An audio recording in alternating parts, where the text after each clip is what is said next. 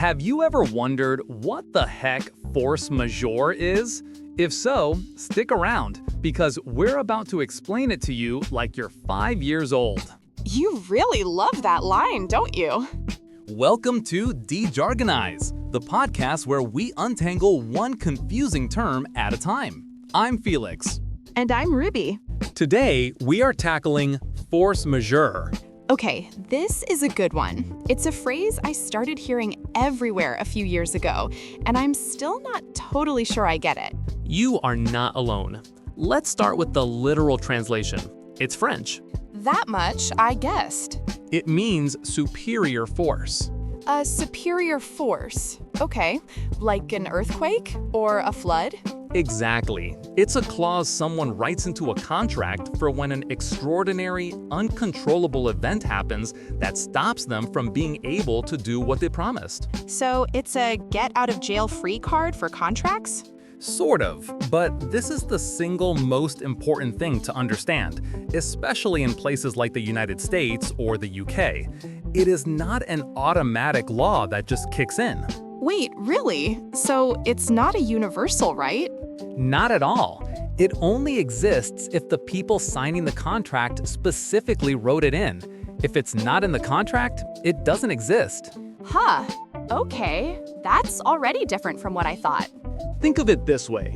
Force majeure is not a standard emergency exit that's required in every building.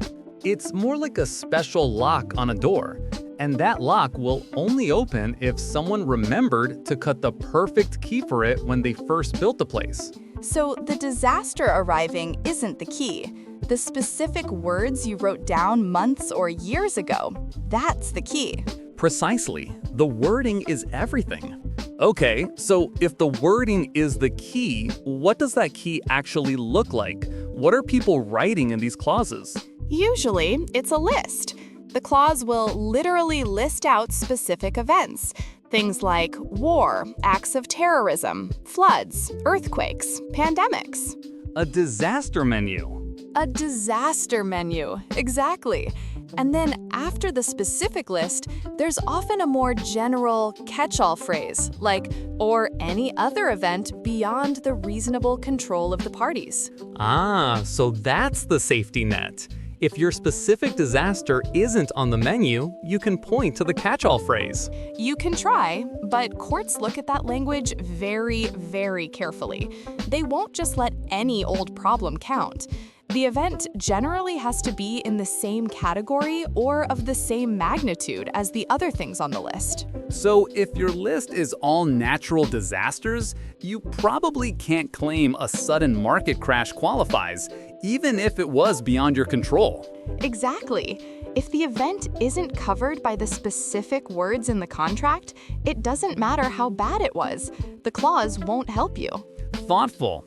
Huh.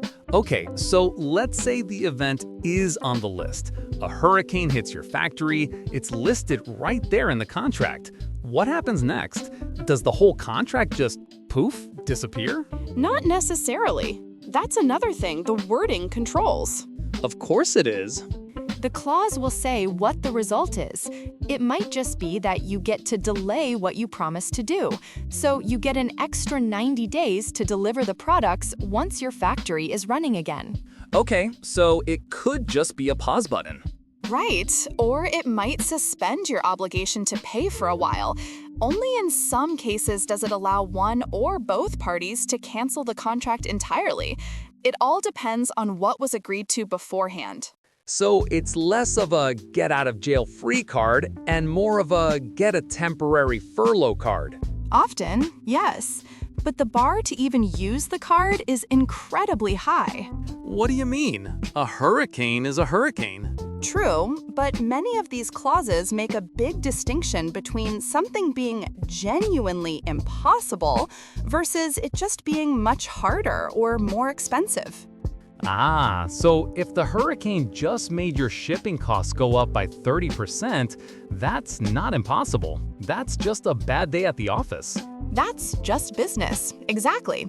Performance becoming more expensive is almost never enough to trigger a force majeure clause.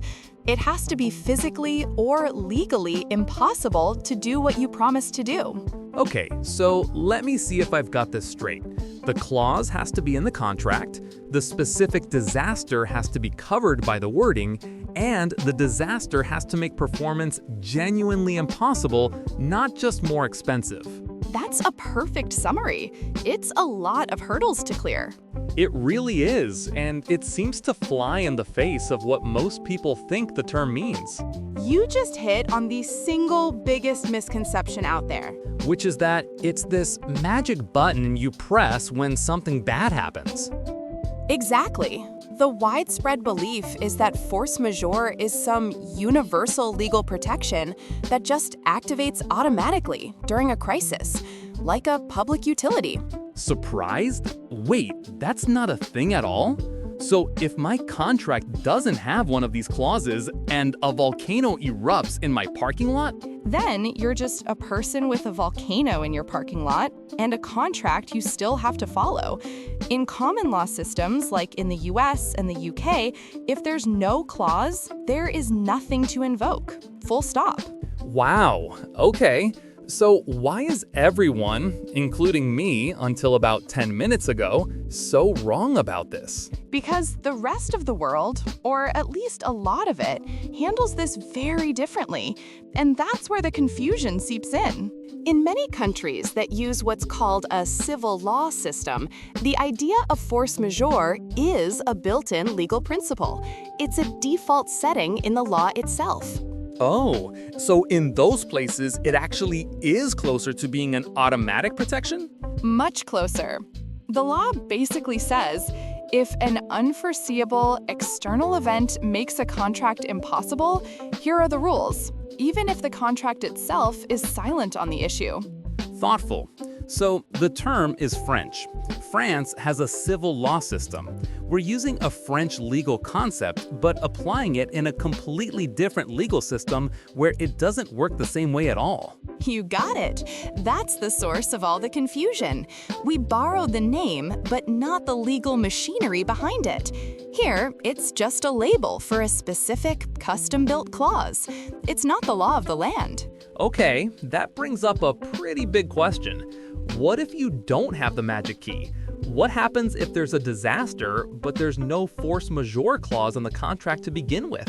Right. Are you just completely stuck? Not completely, but your options get a lot worse. In common law systems, you'd have to fall back on these very old, very narrow legal doctrines. Things with names like impossibility or frustration of purpose. More jargon. Great. I know, but they are what they sound like. Impossibility is when the event makes it physically impossible for anyone to fulfill the contract. And frustration of purpose is when the event makes the entire reason for the contract pointless. Okay, that sounds a lot like what we've been talking about. It does, but the difference is huge. These aren't pre-agreed terms in your contract. They're arguments you have to try and make to a judge after everything has already gone wrong. And the bar to prove them is incredibly high. So the force majeure clause is like a clear fire escape plan you agreed on beforehand.